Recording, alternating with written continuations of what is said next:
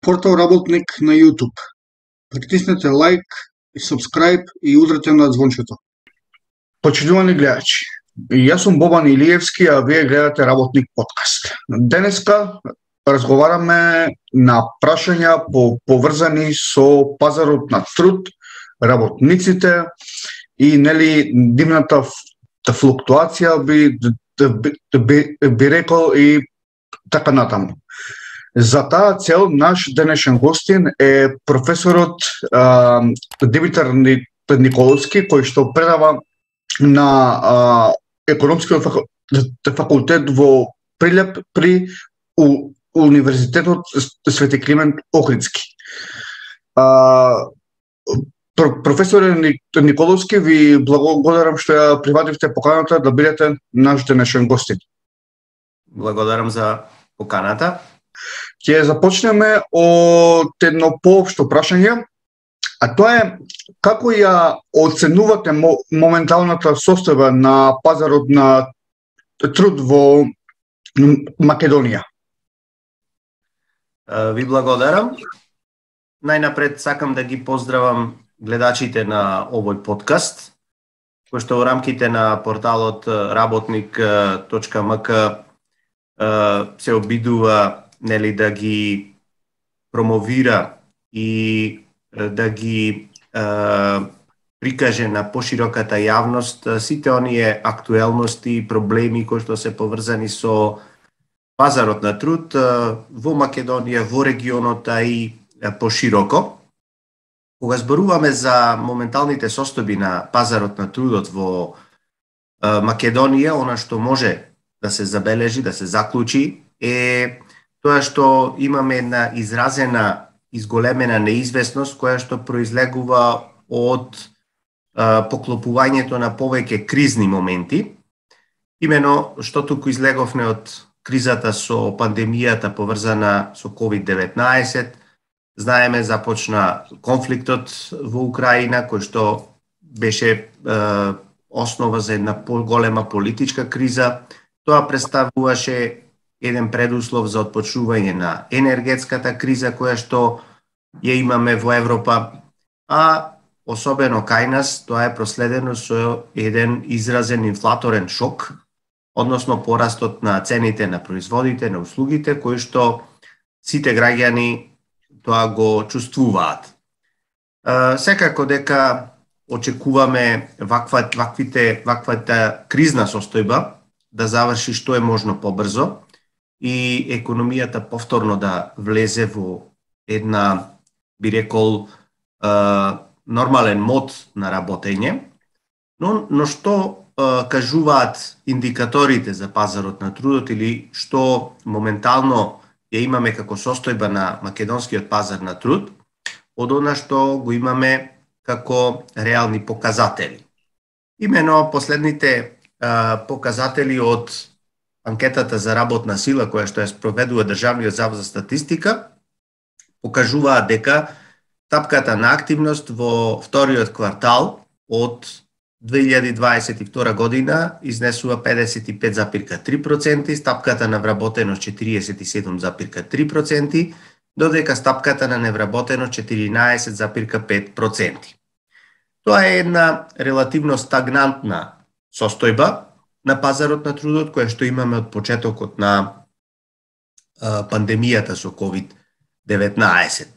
Меѓутоа, она што представува, да речам, еден релативно голем проблем што се провлекува на долг рок во на македонскиот пазар на труд е тоа што поготово стапките на активност и стапката на вработеност значително стапуваат од просекот на Европската Унија, каде што стапката на активност изнесува 74%, а стапката на вработеност 69%, што е за скоро 20% поени поголеми од стапката на активност и стапката на вработеност во Македонија, што јасно кажува на постоење на еден голем баласт во облик на неискористен трудов потенцијал во нашата економија. Од друга страна, стапката на невработеност бележи континуирано опаѓање во изминатите 10-15 години. За пофалба е тоа што стапката на невработеност продолжува да опаѓа и во време на криза, но треба да истакнеме дека еден значителен придонес за опаѓачката стапка на невработеност представува и намалувањето на работната сила, што можеше да се забележи од резултатите од последниот попис, каде што можеме да видиме дека имаме меѓу другото значително опаѓање на бројот на населението во Македонија, што секако се одразува и врз пазарот на трудот, односно врз намалувањето на работната сила. Вредно е да се напомене дека во вакви услови на криза во македонската економија, цената на трудот бележи растечки тренд, сепак растот на номиналните плати од почетокот на 2022 година, кој што изнесува некаде околу 10% заклучно со овој месец, е двојно помал од стапката на инфлација, односно порастот на цените, што укажува на опаѓање на реалните плати, односно на куповната моќ на работниците и населението во целина. Значи, генерално, можеме да кажеме дека пазарот на трудот во Македонија ги споделува сличните проблеми како и останатите земји во Европа, кои што пред се должат на поклупувањето на овие кризни моменти, но постои и еден оптимизам дека набрзо ќе имаме повторно враќање на економијата во еден нормален мод на функционирање. Неодамна, кога и се презентираше извештајот на ОЕЦД, каде што дознавме дека 700.000 наши граѓани се иселени од Македонија во период до 2011 до 2019 година, вице-премиерот за економски прашања Фатмир Битичи рече дека над 90% од невработените се функционално неписмени. Сега, професоре, може ли да објасните за нашите гледачи, што е тоа еден човек да биде функционално неписмен? Што подразбира овој термин? Така. Значи, самата писменост на населението се однесува на совладување на одредени вештини, кои што се основа за секој еден граѓанин да може да се вклучи во нормалното функционирање на општеството. Тука е пред се умешноста да се чита, да се смета и некои други основни вештини. Меѓутоа, кога зборуваме за функционалната писменост, треба да се има во предвид дека станува збор или ја осликува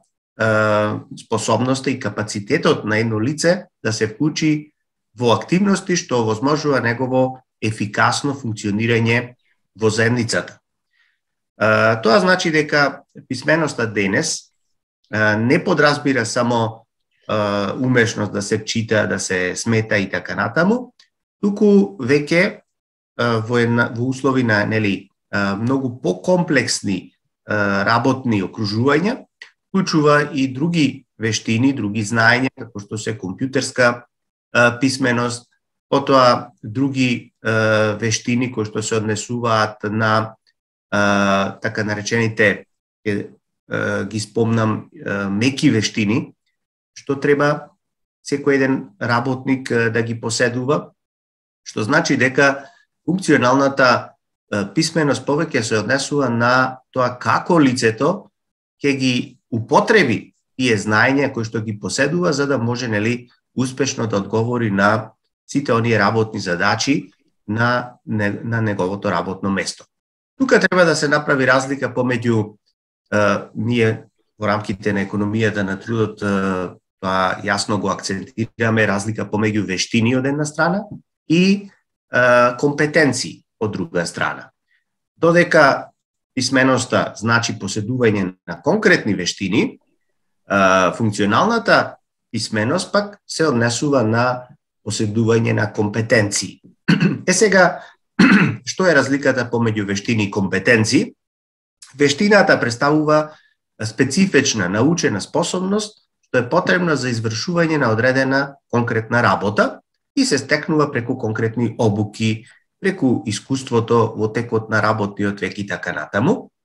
додека пак компетенцијата е поширок термин и вклучува или представува знаење што се однесува на правилна употреба на вештините за да се заврши некоја определена задача, што значи дека компетенциите комбинираат различни вештини, способности, знаења што овозможуваат успех во реализација на задачите. Или, еве за да поедноставам, вештините и компетенциите можат да се поистоветат со така наречено структурирано и неструктурирано знаење. Додека вештините се структурирано знаење или способност да се извршува некоја конкретна работна задача која што може да се научи, компетенциите повеќе одговараат на неструктурираното знаење, каде што е потребно многу поголема умешност од работникот за да може да ги употреби своите знаење и вештини во некои нови и непредвидени ситуации кои што можат да произлезат на работното место. Сега од каде произлегува ваквата констатација за тој висок процент на функционална неписменост меѓу нашите невработени? Ако се земе структурата на невработените, да ја анализираме, ќе забележиме дека околу 1/4 од невработените во Македонија се со основно или помалку од основно, односно незавршено основно образование. Околу 80% се така наречени долгорочно невработени или лица кои што бараат работа повеќе од една година. Самото ова укажува на една неповолна структура на невработените, односно на контингентот на невработени, а пред се долгорочната невработеност укажува на потенцијалната депресијација која што имаме кај човековиот капитал и секако малата вработливост и конкурентност на невработените на пазарот на трудот. Значи, јас не знам дали овај индикатор 90% е произлезен од некакви истражувања, меѓутоа во секој случај функционалната неписменост на невработените е можна висока и како реков тоа произлегува од ваквата неповолна структура на контингентот на невработени од аспект на акумулираниот човечки капитал. Сега, кога сме тука, логично е да се постави следното прашање. А тоа е што е потребно да се направи за да функционално неписмените невработени се направат функционално писмени. Логично прашање, мислам, нели? Так. Значи, јасно е дека човечкиот капитал во основа можеме да го подобриме на повеќе начини и да го унапредиме на повеќе начини. Пред се тоа подразбира превземање на сеопфатни реформи во образовниот систем, почнувајќи од основното, средното, високото образование, реформи кои што би биле, да речам, во дослух со потребите на пазарот на трудот, односно она што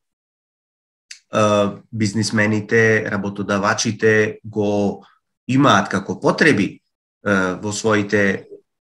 на своите работни места. Понатака, можне важен тука е концептот на доживотно учење или lifelong learning, кој што е можне денеска актуелен во Европа,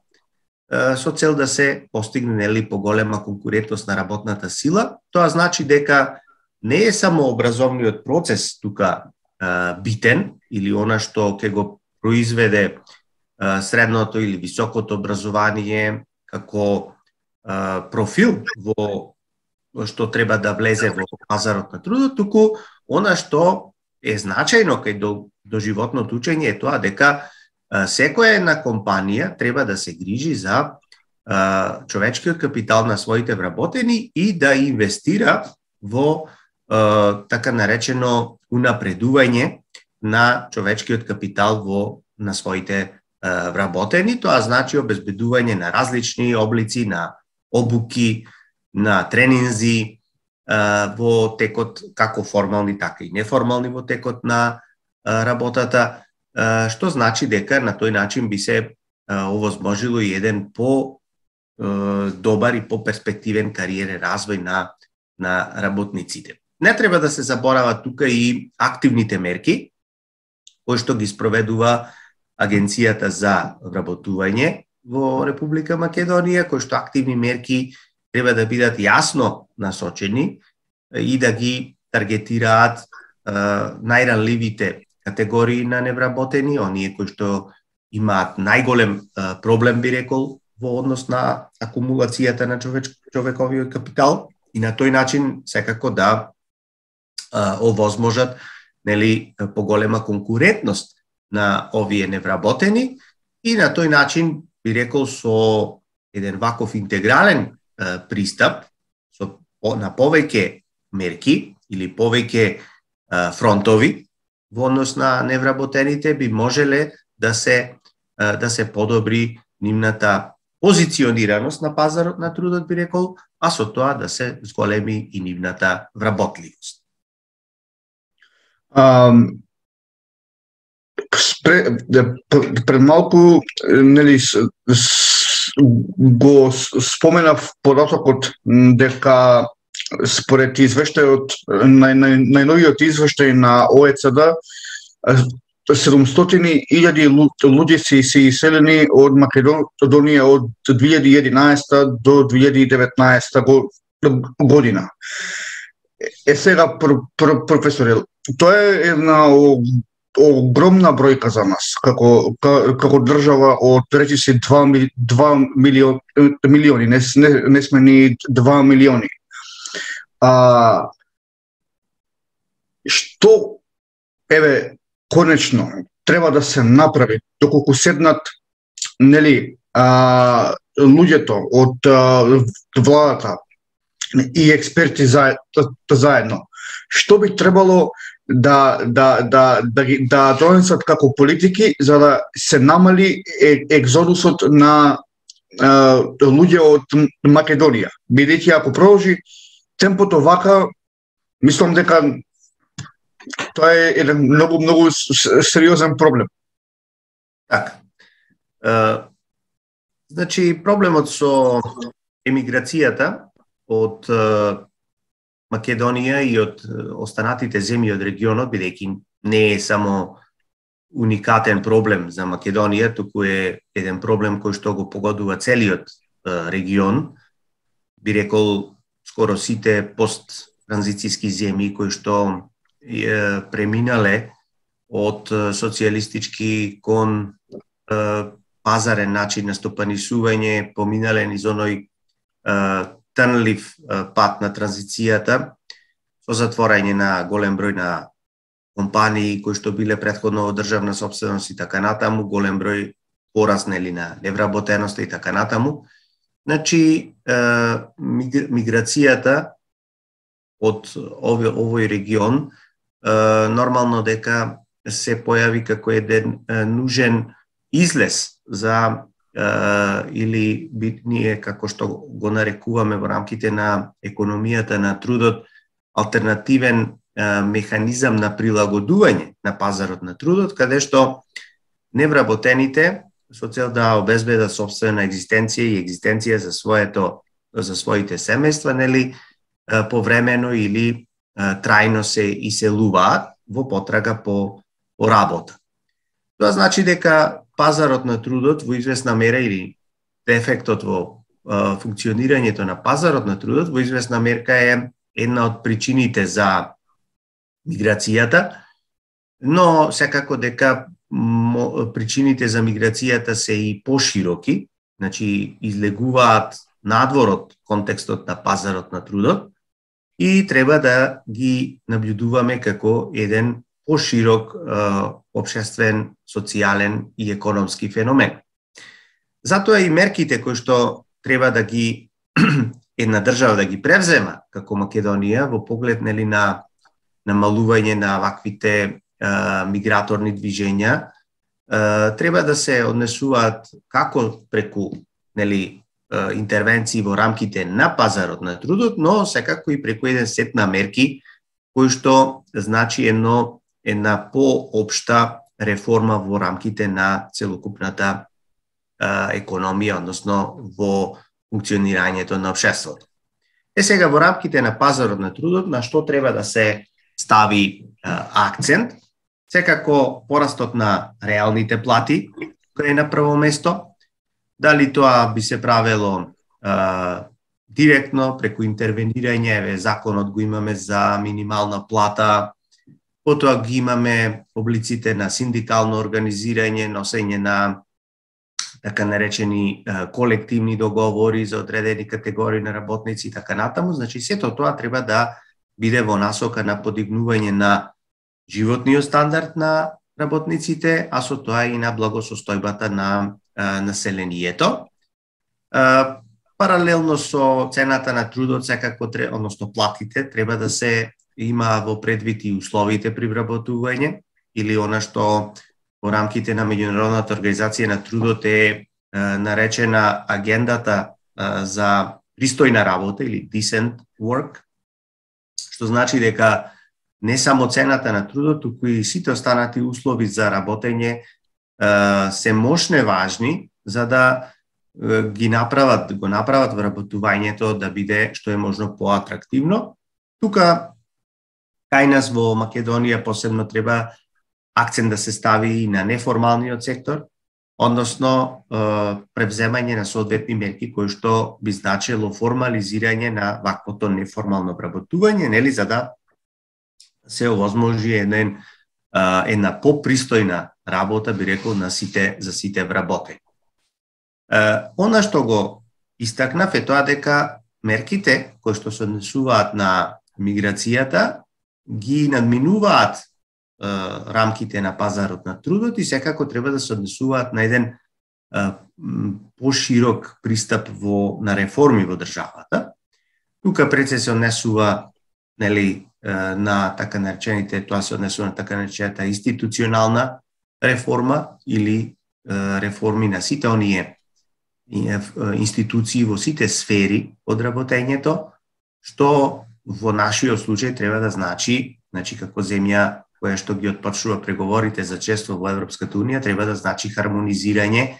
со законодавството и институциите на Европската унија. Понатака, секако како горлив проблем намалувањето на корупцијата во општеството, обезбедување подобар квалитет на јавни услуги, како на локално, така и на државно ниво и така натаму. Значи, сето тоа би требало да создаде еден подобар амбиент на функционирање во државата, кој што во крајна линија би ги задржал македонците и сите останати кои што живеат во Македонија и пред се младите да својата иднина, својата перспектива ја бараат на македонскиот пазар на труд и да останат да живеат во Македонија.